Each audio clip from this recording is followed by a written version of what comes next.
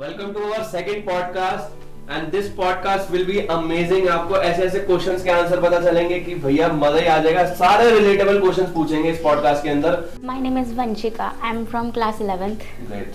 I am Aditya Gupta from class 11th। Vanshika, यदि मैं बोलूं कि दोनों में से एक चीज आपको हटानी है एजुकेशन सिस्टम से, कंपैरिजन या एक्सपेक्टेशंस, क्या हटाना चाहोगे?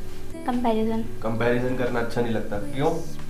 एक दूसरे से कंपैरिजन होगी तो हम अपने आप को या दूसरा अपने आप को छोटा समझेगा। ग्रेट।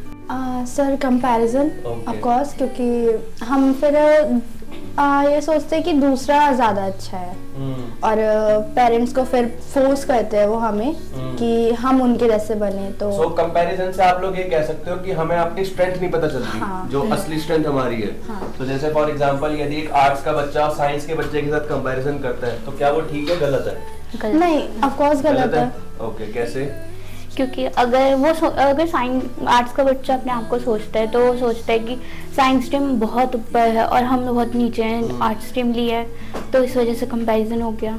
कंपैरिजन है ही नहीं एक तरीके से ना, गलत बात है बिल्कुल। लोगों की मेंटालिटी ऐसी है कि आर्ट्स बहुत कम मानी जाती है, लो मानी जाती है, साइंस हाई मानी जाती है, बट ऐसा नहीं है। लोग अब हर बच्चा अलग अलग स्ट्रीम में अच्छा होता है, उस पे होता है। अभी आपको ऐसा कौन सा चैप्टर या कॉन्सेप्ट लगा जो बार बार पढ़ने के बाद भी, भाई ऐसा कोई चैप्टर तो होता है जो बार बार पढ़ने के बाद भी आपको दिक्कत देता है? हाँ, मतलब हमारे में जैसे यही है flutes, mechanical properties of flutes.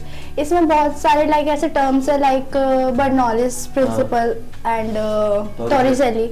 इनके अगर हम न्यूमेरिकल सॉल्व करने जाते हैं ना, लाइक कॉन्सेप्ट्स ओके है, बट जब न्यूमेरिकल हम सॉल्व करने जाते हैं तो वो डिफिकल्ट होता है थोड़ा। ओके, सो न्यूमेरिकल सॉल्विंग में दिक्कत आती है। यस। ओके, सो आपको ऐसा कौन सा चैप्टर अभी टफ लगा जो बार बार पढ़ने के बाद भी समझ नहीं आ रहा, कंफ्यूज हो रहे हो?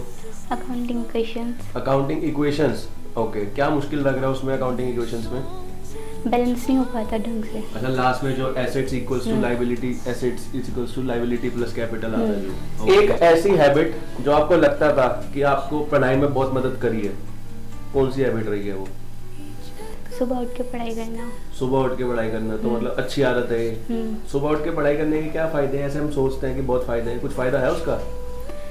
हम रात को या वैसे पढ़ते हैं तो नींद आ जाती है, पर सुबह हम फ्रेश मूड में होते हैं तो हमें याद जल्दी होती है। तो सुबह उठने का मतलब फ्रेश मूड होना और आपको अच्छे से पढ़ाई कर पाना। सो व्हाट अबाउट यू, कौन सी हैबिट ऐसी है जो बहुत अच्छी है पढ़ाई? जो चीज़ आपको नहीं आती है उसे बार बार रिवाइज करना। अगर आप उसे बार बार रिवाइज करते हो वो आपके दिमाग में सेट हो जाती है एक बार, एंड फिर वो आपको जल्दी समझ आती है। सो यू आर सेइंग कि कंसिस्टेंसी, हाँ। उसमें लगे रहना।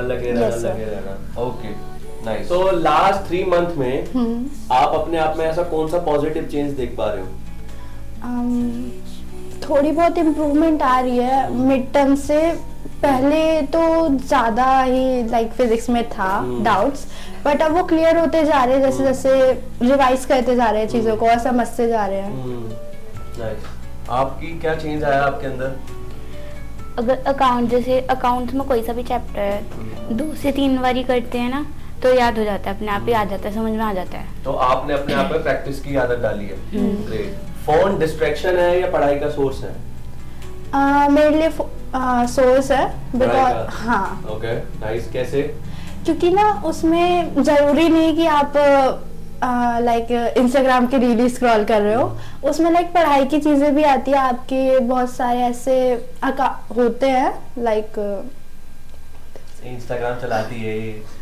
हाँ सर। मतलब उसमें बहुत सारे ऐसी चीजें होती है जैसे पढ़ाई की आती है वो। ओके, जैसे शॉर्ट्स आ गए। हाँ, शॉर्ट्स आ गए, रील्स हो गए, जैसे पढ़ाई की उसमें इंफॉर्मेशन के लिए। नाइस। तो आपके लिए फोन एक डिस्ट्रैक्शन है या पढ़ाई का सोर्स है? डिस्ट्रैक्शन है। क्यों? चलानी पसंद नहीं, फोन चलानी पसंद नहीं। तो आपको नहीं लगता कि जब एक लास्ट क्वेश्चन और आ गया मेरे दिमाग में, तो पूछ लेते हैं। तो आपको नहीं लगता यदि हम फोन चलाते हैं, पढ़ाई के लिए खोलते हैं, लेकिन वो कहीं और ही खुल जाता है? हाँ, कभी कभी होता है ऐसा। कभी कभी होता है, लेकिन वो टाइम बहुत ज्यादा निकल जाता है। हुआ कभी ऐसा? मतलब पहले होता था, बट अब नहीं। जैसे जैसे आप अपना माइंडसेट करने लगते हैं कि आपको पढ़ना है, पढ़ाई में ध्यान देना है, तो वैसे वैसे आपकी आदत हटती जाती है। ओके, हाँ जी। आप सेम है। ग्रेट। सो बहुत अच्छा लगा आप लोगों से बात करके। ठीक है, वेरी गुड। तो गाइस, आप लोगों को कैसा लगा कमेंट करके बताएं। Thank you so much.